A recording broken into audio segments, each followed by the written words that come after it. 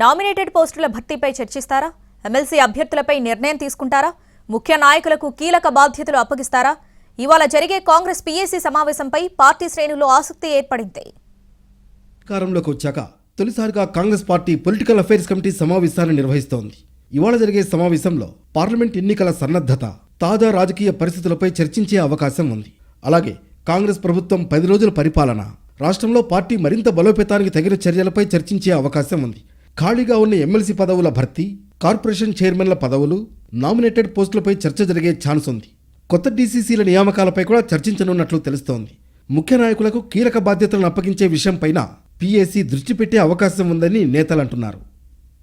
కాంగ్రెస్ ప్రభుత్వం అమలు చేస్తున్న గ్యారంటీలతో ప్రజలకు లాభం జరుగుతుంది. ప్రజలకు వాటిని ఎలా చేరువేయాలనే విషయంపైన పీఏసీలో చర్చకు వచ్చే అవకాశం ఉంది.